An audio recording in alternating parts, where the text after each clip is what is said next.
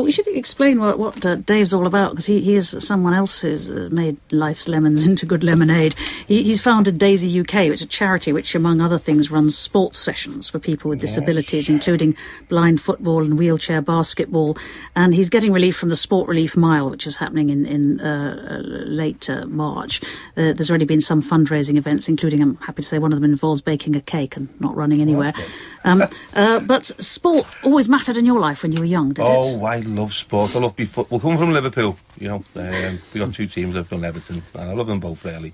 No, I love Liverpool more. But it meant a lot to me. And cricket, and we used to do, you know, in the summers, when I was younger, coach for goalposts, playing football and cricket all day. And, you know, up until I lost my sight when I was 30, really. Well, that's devastating for a sportsman, more than anybody, isn't it? Well, I used to do loads of running, and, you know, if ever you got a bit tense or a bit, like, you know, work's getting on top of it, I used to go for a big long run, I used to do marathons, you know, and keeping fit was like a drug, if you like. You used to keep it. And then when, within 2 weeks, I lost my sight, and I couldn't do that running anymore, I think I was going through like cold turkey, because I couldn't run, couldn't do anything. And that was the pebble in the pool of life, and the ripples affected everyone then when I lost my sight. Friends, family, couldn't run. And it was like, for 2 years, I was in isolation. It was a horrible place to be. What was it that got you out of it? Was there a particular moment that made you decide to do something with it? You know, when you know, 2 years doesn't sound that long when you know... Well, it's a fair old while. Yeah, but, you know, during that time, each day was like a year. Each night never ended. You know, listening to the blackbirds, you know, at 4 in the morning. It was hard. It's a horrible place. And I know this is why a lot of people with disability, you might have acquired disability, are going through the same. That, you know, I don't want to be blind. I don't want to be, you know, disabled. You know, I want to walk again. And it's very sad, because you've got to go through that sometimes alone. And it was that moment, you know, after 2 years, I tried to keep my sense of humour. I always thought, you know, go out with the mask on and be funny, and that when I did go out with any family. And this day, you know, it's a story that's true, but it sounds crazy. But I used to feel the wall. I wouldn't use a cane in case people thought I was blind. Well, I was. It was just ridiculous. But I hadn't accepted it. Blindness had me. Used to feel the wall, you know, to go to the bus stop. And, you know, this day, when I was feeling the wall, young lads playing football, age about 10 in Liverpool. And one of the lads shouted over, "Look, lads, there's Spider-Man." Because you were feeling your way along the wall. And that's a true story. I say it a lot, but it's a true story. And that was the one. I was laughing that much, Hans, I nearly fell off the wall. Because there was 3 stories either side. No. And I swore never to wear like it again. I've seen the activities of your Daisy charity on YouTube, and even when they're not Paralympians, people with serious disabilities, including blindness, do the most extraordinary things. Don't they? There was a shot of a climbing wall, this wheelchair basketball, blind football. How does that work? It's brilliant. Well, you know, I was probably better at footballing now than when I could see. So, you know, because I practiced that, like Hans with his tricks. Do you just have a sense of when the ball's coming towards you, or?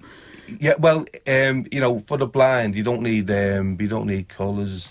You don't need you need sound. You need audio. So the ball's got kind of well, they say a bell. It's not a bell actually, but it makes a noise. And because I've had sight, I'm lucky. So I use visualisation a lot. So I can visualise that ball coming. And so you hear the ball coming towards you, getting closer, doing buzz or ding or buzz or whatever it does. Yeah. And then you just go for it. It rattles, yeah, you get it, you control it. It's got to be part of your body then. You've got to use your other senses. You've lost your major sense, your sight, so your ears, your touch, your smell, your taste, everything. And you're using it all. And it's about communication then, because your teammates, your goalkeepers can see.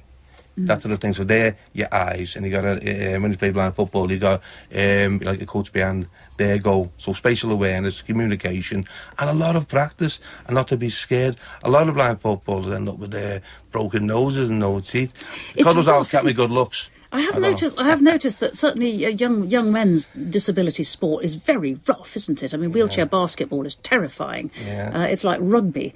There's a terrific physicality about it, which must be a big relief to people who are always used to being wrapped in cotton wool by kindly carers. You hit the nail on the head there. Yeah. You know, throughout, sometimes the parents, love the children so much or whatever, they'll wrap them in cotton wool and they don't want to get a little bruise or this and that. But in real life, we all... My dad always used to say, you always tell a happy kid, he'll have a little graze on his knee when he's been playing, been allowed to play, and that... What? No, but that's true, isn't it? You've been allowed to see what life is, to experience, to know what danger is in some ways. Well, I've seen it on tall ships races at Jubilee Sailing Trust. People in wheelchairs love being out in the rain and having waves coming over them. It's brilliant. Well, I love... the wheelchair a bit rusty, but well. Yeah. I love that feeling where, through sport, and sport's brilliant, you can...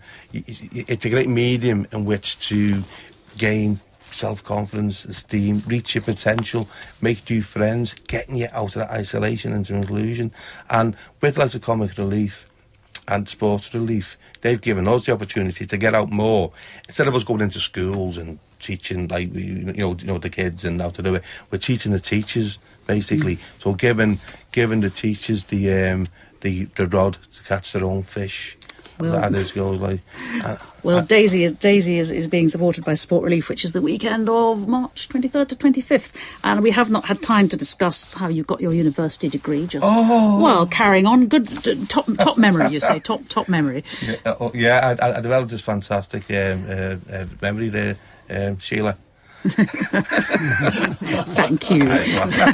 Thanks to Kevin, Dave Kelly, and good luck to Daisy. And thanks to Hans Klock, Mary Talbot, and Sabrina Jean and Adrian Jackson, whose Play a Few Man Fridays is in Hammersmith till 10th of March. Among us next week, Pauline Quirk. Join us then. Goodbye. Midweek was presented by Libby Purvis, definitely, and the producer was Paula McGinley. The daily service follows in a few moments over on Long Wave, today led by the Reverend Nick Bundock. Here on FM, we continue Michelle Hanson's description of her childhood in 1950s London in our Book of the Week. Before that, Tim Marlowe looks ahead to his programme on Saturday evening. 40 years ago, a charismatic man with a loud shirt, a soft voice and pleading eyes looked into a camera and asked us to ask fundamental questions about art. What was it? What did it mean? How could it be seen? What, in effect, was the bigger cultural and political picture? The man was John Berger. The programme was Ways of Seeing. I'm Tim Marlowe, and I'll be taking a long, hard look again at the series which revolutionised art on television. That's Archive on 4, The Politics of Art,